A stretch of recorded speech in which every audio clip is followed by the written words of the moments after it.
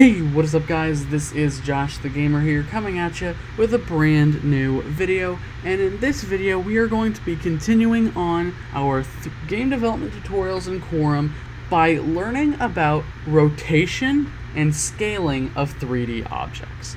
Now, rotation and scaling of 3D objects is almost the same as using two-dimensional objects, except when it comes to rotations, you have to define what axis you want to rotate along and so on and so forth, but you'll learn that soon enough. So, let's go ahead and get started with this, shall we? Alright, so, right now we have a very basic template. If I run the program, you can see that our basic template is some lighting and very basic camera positioning with a green cylinder in the center of our screen. Very simple, very easy. So, let's go ahead and do some stuff to this. First things first, we are going to be learning about scale. Now, the scale action will allow you to scale your cylinder or your cube or whatever three-dimensional object you're using, even if it's a custom 3D model. So let's go ahead and get this started. Go ahead and do cylinder, which is the object name or whatever object or whatever model you're using. After that, go ahead and do colon and then call the scale action. With that being called, we now need to pass it three values: how much we want to scale it on the x-axis, the y-axis, and the z-axis. If you remember, things need to be scaled on the x, y, and z-axis in order for it to work. Just like things need to be scaled on the x and y axis on two-dimensional objects in order for it to work properly.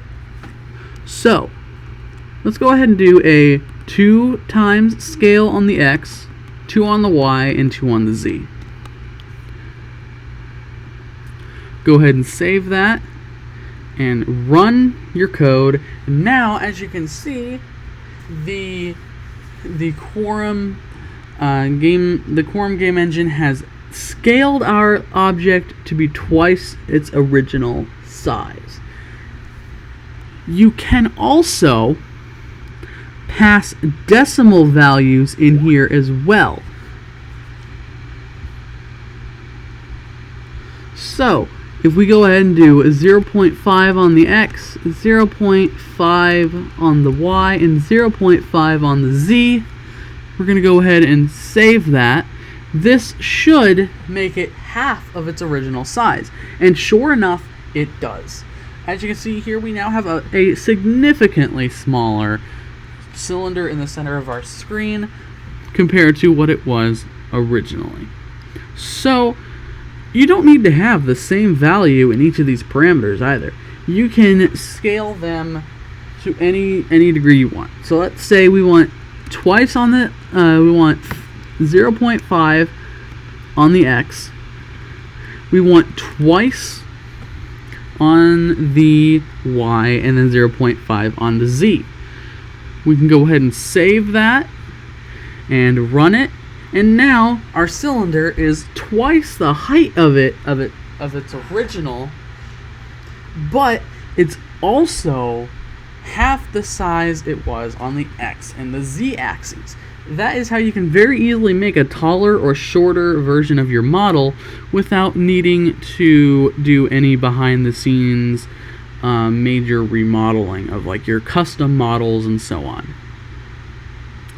So, now that we know how we scale things, what about how we rotate them?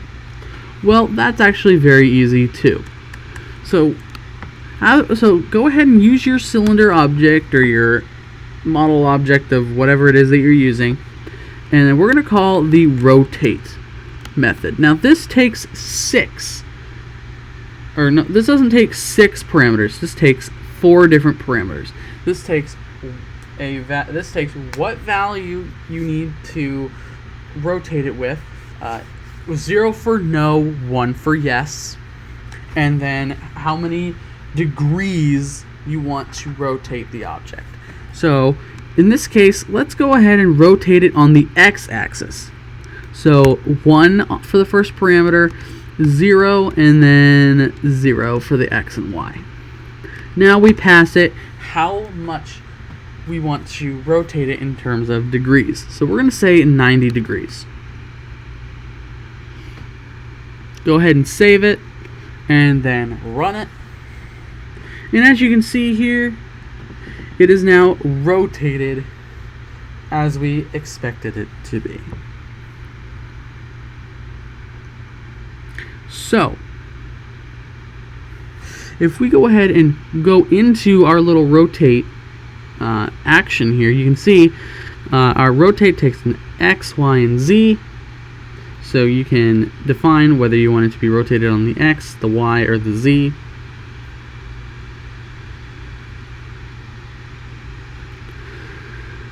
And then you can go ahead and define the degrees. So very easy. Let's say we want it to rotate on the y-axis. Well, we can change the 0 on the y to a 1, and then just have the rest of them as 0. And we're going to say 90 degrees again. So save it, and we're going to run it.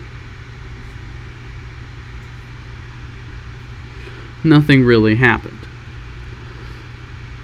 Let's say we want to rotate it on the x and the z axis. Well, you can do that. So go ahead and do that way. And we're going to say 45 degrees on x and z axes. So save it, run it, and there we go. The object is now rotated 45 degrees on the x and the z axes. Now, you can go ahead and also do this in the update action if you so please. So let's go ahead and go down into our update action, and we're going to say cylinder rotate. Oh, so now it's wanting to work. Go ahead and pass it a value for the x, y, and z. So I'm going to say I want it to rotate on the x and the z axes. So 101 to say, hey, we're going to rotate on the x and z axes, not the y. With that being said, we are now going to go ahead and say we want it to rotate 10 degrees on the x and y axes. And with that, go ahead and save it and run it. And as you can see, it is continuously rotating the object every single frame. So every frame, it's rotating 45 degrees on the x and the z axis from where it was in the previous frame. That is kind of how you do that. If you ever need to do something like that, like creating a fan object or something like that, that's how you would do it. So that basically does it for this tutorial, guys. Thank you all so much for watching, and we will see you all in the next video.